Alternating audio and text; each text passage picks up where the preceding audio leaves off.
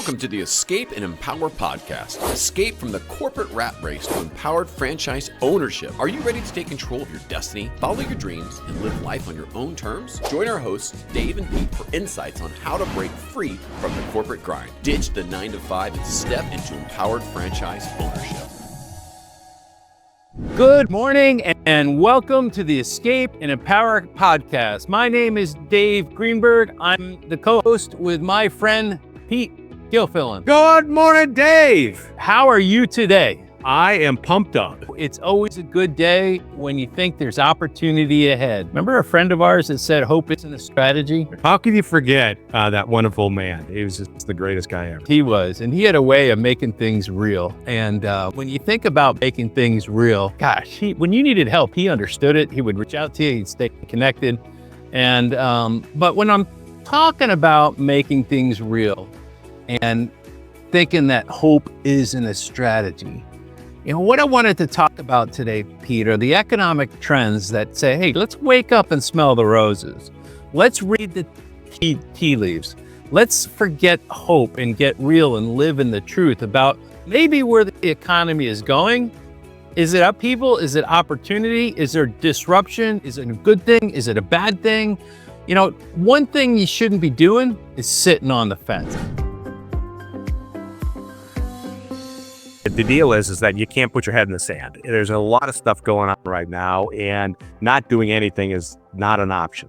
And it doesn't matter what you do, but you need to be kind of preparing for or looking at these trends to make sure that you're getting ahead of the storm. Right. And, you know, I used to talk to my dad about that, what a wonderful man he was. And he would always want me to hunker down and not make big moves. You know, I think that's characteristics of a lot of our fathers we're in the same life stage, but you know, making those big moves made them worry. When you're facing uncertainty or think uncertainty is coming, when you're out at sea and a storm is, you're not leaving the sails up, you're battening down the hatches.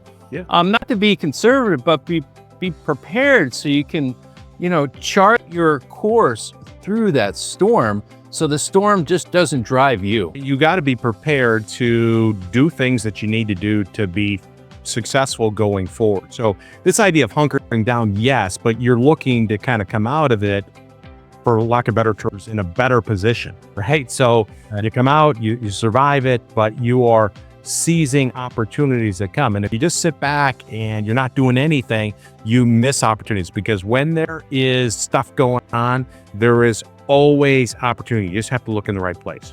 Well, speaking again about my father, you know, he always said success is when preparedness meets opportunity. Yeah. And he always said that to me along with a number of other great things. So let's think about these economic trends that we're starting to see and their effect. And when you think about these opportunities and these trends of uncertainty, whether it's the economy, whether it's inflation, whether it's tariffs, whatever it is, all of a sudden corporations, what do? They freeze up, right? They're starting to worry about their guidance. They're starting to think about their plans. They're questioning their capital investments for the coming years, right?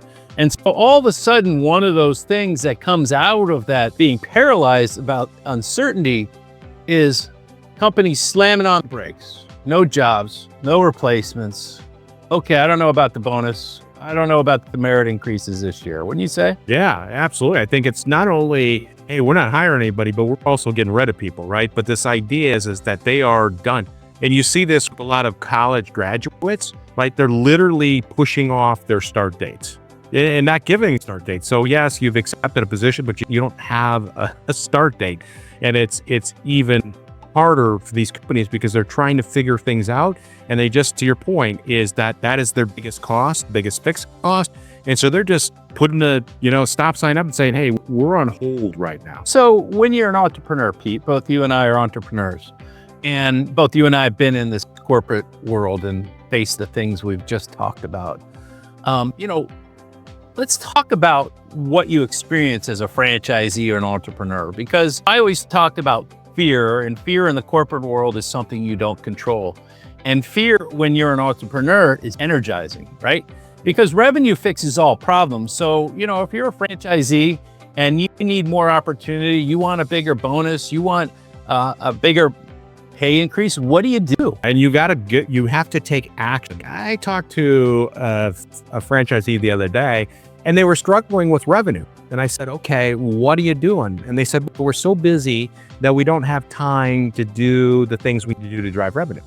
I said, well, then you either have to hire somebody or you have to figure out a way in which you can be focused on driving your revenue, right? So you don't go into it by saying, I don't know what to do. You have to be very focused on addressing, we got an issue, and the issue is revenue. So let's get focused on what we have to do. In a corporation, you don't have control of that. You can't kind of take the reins and say, listen, this is what we need to do. Bottom line is the company tightens up and you're kind of frozen. And that's an opportunity. You know, you're not frozen. You just got to wake up and go to work. It's not hard. You got to think about those things. Obviously, if you do the same thing over and over again and expect different results, you're insane, right? So get up, do something different. Like you're saying, put a resource, hire someone, call a new customer, however it is. As an entrepreneur, the beautiful thing is you have complete control. So if you're tired of waiting for the promotion that's not coming, go work for yourself. You can create a promotion every day. Yeah, absolutely. Right. And absolutely. So what's another trend we're seeing out there in the economy? Well, you're seeing it now. I was just talking to a candidate, right? Is employers are now taking a hard line with employees, right? And I talked to a guy that he said they used to be in the office and then COVID, they allowed them to work remotely. And now they've literally pulled them back into the office more than they were before COVID. Right? So they used to have to go to the office 3 times a week, right? COVID comes along, they allow them to work from their houses. And basically now they're making them go in 4 days a week. And they're using this as a way to essentially lay people off, right? It's a soft layoff. And so it's just bottom line is you're seeing a trend now. The leverage was with employees for so long. Now the leverage is with employers, and they're taking the hard line on people. Absolutely. I have a candidate that's on 2 really good W-2 jobs, deep in the funnel. You know, I'm working on executive interviews, but both of them require relocation. The one came back and said, we've decided we're not going to look for a candidate that has to relocate. It's too expensive. It's been a long time since I've heard that. We treated relocation expense like it was beer money at Ford. We just threw it against the wall all the time. Yeah. You know, and then the second opportunity is like she's trying to negotiate a remote when they want that person to be in that city. So there's a hard line out there. And the hard line is, you know, something, we enjoyed remote work. There might be hybrid solutions, but as it evolves and as the economic uncertainties kind of come to life, people are going to start focusing on the things that they can control. And unfortunately, they want you back in the office. And that's a hard choice. And you got a choice, right? If you don't want to go back in the office, fine, resign. Don't, but bottom line is that's the new rule. And so they're taking a hard line. And if for whatever reason they're doing it, if that's the way they think the business has to be done, then great. But you, as the executive, all of a sudden now you've got to commute. You do not have control of your schedule, that kind of stuff. And I really, truly believe when people are working remote, that doesn't mean they're necessarily working less, but it's a little bit more on their terms. When you go back to the office, you know, when we were in the office, you were there by 7 a.m. and you weren't leaving before 6 p.m. That was just the way it worked. It didn't matter if you had to commute a half an hour. That's the deal. When you're an entrepreneur, you still might wake up at 7, Pete. I teased you about your email this morning because you were still in the Ford world. You just got up early and that's the way you work. You work really hard. You're very successful. But you don't have to do that. You can actually sit back and wait and start it. I actually watched a little tennis match this morning at Roland Garros before I started my day. And you know, those kind of lifestyle things are what young people are looking for. If you know, whatever you're going to call them, millennials, Gen Zs, however they refer to them, whatever you think of them, they look at things a little differently when it comes to quality of life and how they might approach building their wealth and generating their income. There's no question about it. I've got 4 adult kids and they look at the world a lot differently. And unfortunately, they're in a gig economy, so it's never been easier to start a business. But the idea is they don't have a lot of experience. And so I think as a business owner, as an executive that left the world and started a business, I've now created something where I can include my kids, teaching them about being an entrepreneur, not necessarily working in my business, but I know, Dave, you've used your business and brought your kids into your businesses, haven't you? Absolutely. It was one of the first experiences my daughter had with design and architecture. She actually worked along with my architect here in Nashville and just shadowed her. And all of a sudden she's like, oh, this is cool. And my daughter has certain talents in that world and she didn't realize it. And she's like, oh, I really enjoy this. And so being involved in that business, and then after she went through the architecture, we put her on the construction thing, and she followed me to meetings to watch the build out and all that stuff. She goes, oh, I totally get this. And what is she today? She's an interior architect, and she's doing what we did together, 7 years ago in the business that we created. Yeah. There's no question. Use the business to help set up your kids. And it's just whether it's exposing to be an entrepreneur, because I truly believe that our kids are going to have to create their own opportunities. The day of traditional jobs are gone. Right. And so if you're new to your career, great, but understand that the world is much tougher and you're most likely going to have to go out there and at some point in time be an entrepreneur. So as parents, if we can expose our kids, give them opportunities to learn or be engaged in the business, that is a huge leg up, and we're preparing them for futures. And this really kind of comes down to that if we can create generational wealth, we're leaving our kids, the next generation, in a better position. And that's really important to me. I want to have my dent in life is that not only I had kids, but I put them in a position where they can have a better life that even I had.